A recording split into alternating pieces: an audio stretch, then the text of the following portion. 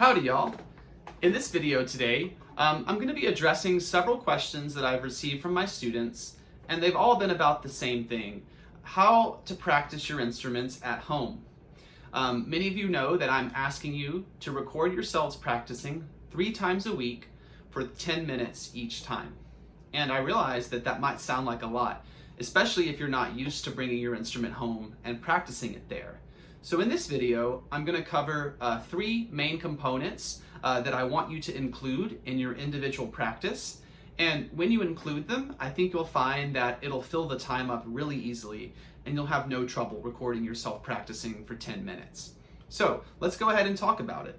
For the first component of your individual practice, we're going to talk about warming up. So a warm-up is something that we do to get our body and our mind prepared for learning, for practicing the instrument. And it's the same idea as warming up your body in gym class before you prepare to run or exercise. We want to make sure that we're doing this so we are nice and relaxed, our muscles are loose, and that will actually help prevent us from hurting ourselves or getting injured while trying to play our instruments. So when we talk about warm-ups, a big thing we can do is to isolate something. So when I say isolate, I mean you only focus on one aspect of your playing. So on violin, we have 2 main components that make up the sound. We have the left hand and we have the right hand. So if we wanted to isolate one of these 2, say for example the right hand on the violin, then we can warm up by playing only the open strings. And I can actually just leave my left hand here on the bout and have it rest there, since I won't be using the left hand in this warm-up. And then all I need to do is play the open strings with some sort of rhythm. I'll start with the most basic rhythm that we start with in orchestra, and that's Mississippi Stop Stop. So I'm going to play Mississippi Stop Stop on each open string 1 time.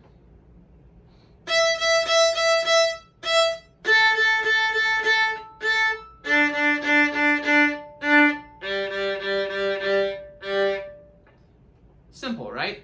Now, there is a couple things that I'm listening for when I do that. For one, I'm trying to make each open string Mississippi Stop Stop sound the same. Here's an example where they don't sound the same.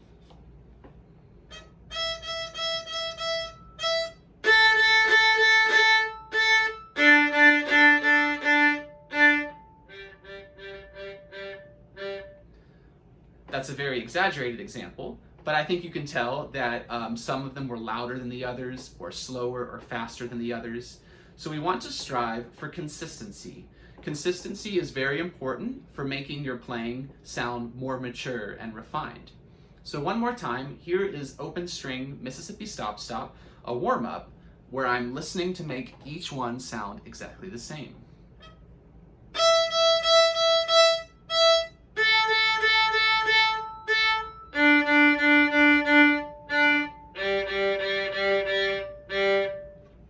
Another thing to think about with the right hand warm-up is that we want to make sure that our string crossings are clean.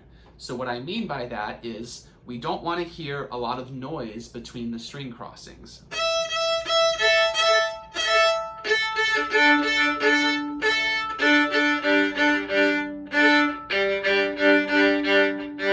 So in that instance, I was making my bow move around a lot, and you could hear a lot of the other strings were being hit accidentally.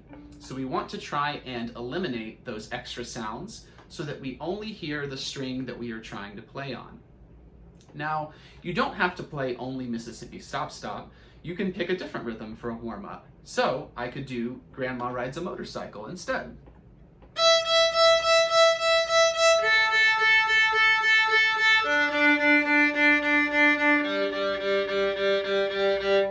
You could also change the order of the strings. You could go from G all the way back to E.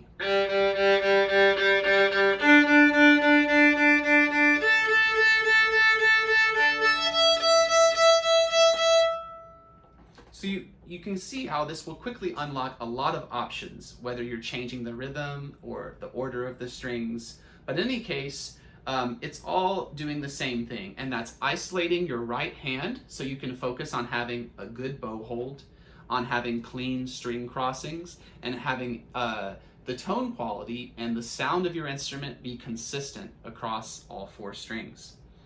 Now, we can also isolate the other half of our violin playing, and that is the left hand, okay? So to do left hand isolations, we don't need to have the bow, so I'm gonna put it down for just a bit. So we can also come into guitar position to do left hand isolations.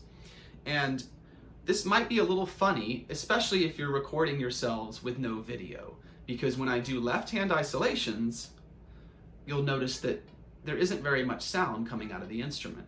And that's okay, because we are still practicing putting our fingers down in the right place, using the right amount of finger weight, and making sure that we're not squeezing the neck. But since you're not hearing anything, if you're recording your practice session with no video and you decide to do a left hand isolation, all you need to do is say in the audio recording, okay, Mr. Cutchin, now I'm going to practice only my left hand. And what I would recommend doing is you can do these sort of like finger drops, and you can do, say, 4 on each string. Let's start with only the index finger. So I will drop my index finger on the E string, 1, 2, 3, 4, and then I'll switch to the A string, 1, 2, 3, 4. I'll go to the D string, 1, 2, 3, 4, and then I'll finish on the G string, 1, 2, 3, 4. You can also go ahead and do all 4 fingers on each string, like this: index, middle, ring, pinky. Switch to the A string, index, middle, ring, pinky. D string, index, middle, ring, pinky. G string, index, middle, ring, pinky. So doing that is very important for ensuring that our left hands are flexible, but still strong at the same time, strong enough to be able to get the string pushed down to make sure that our tone quality is as good as possible. So that gives you some ideas for our first warm-up. And I think you'll find very quickly that doing one of those 2 warm-ups can actually take up a good 2 or 3 minutes of your 10-minute practice session. After you've warmed up, the next big thing I'd like you to work on is a scale.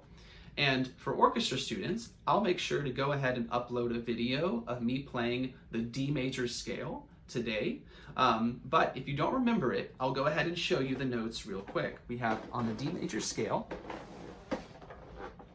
open D, first finger E, second finger F sharp, third finger G, open A, first finger B, second finger C sharp, third finger D. Okay, those are the notes of the D major scale, and I'll play it one time all the way up and coming back down.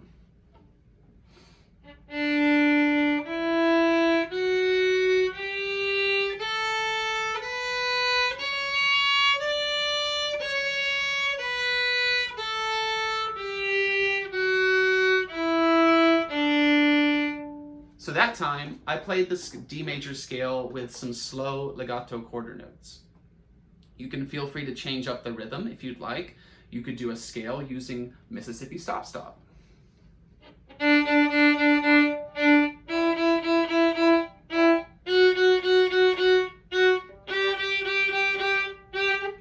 And so on. You could also play the notes slower or faster. So.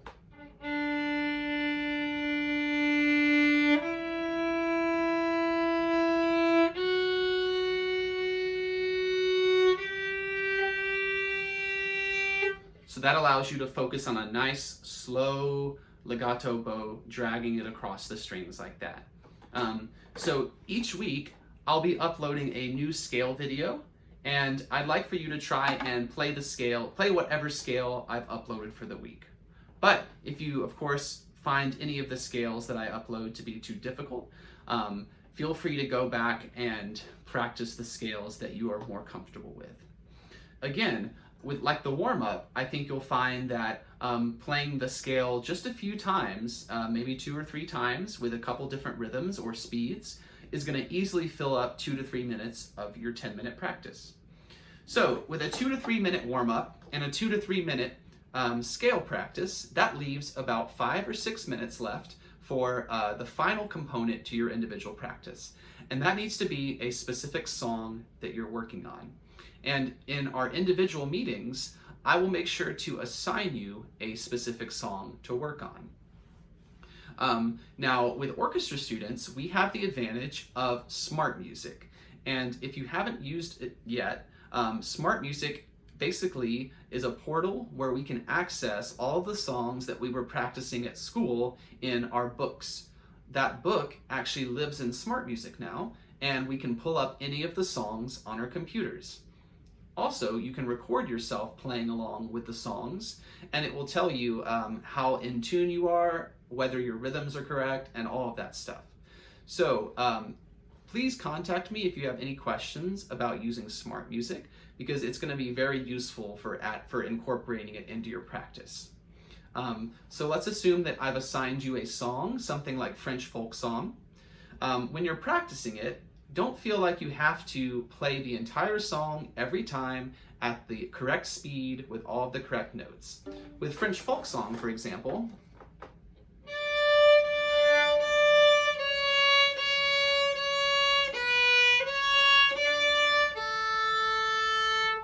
I could practice that first phrase several times in a row.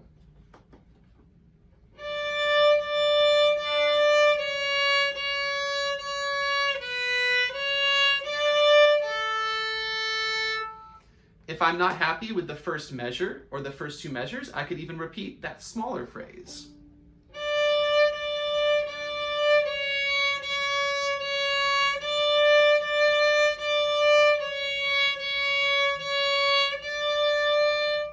So I'm taking that section and I'm breaking it down into a smaller part so that I can focus on listening to my intonation, my tone quality, and really making sure that that all sounds good before I try and play more of the song. So playing a small part of a song is really good practice to try and address any sort of weaknesses or difficult parts that you might have in a piece of music. So to finish, I'll go ahead and play the entirety of French folk song as it should sound.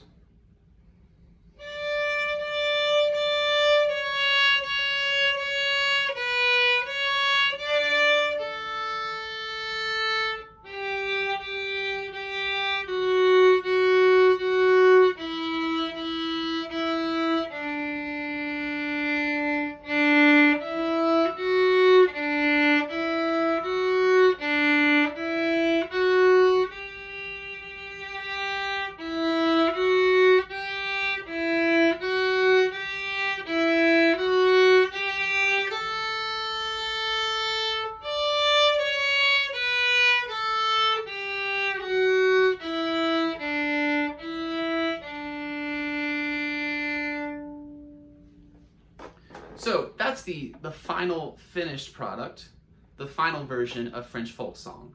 But just to remind you, when you are practicing your assigned song, you are not expected to play the full version over and over again without making any mistakes. Practice is all about making those mistakes, figuring out where they are, isolating them, and working on them one by one.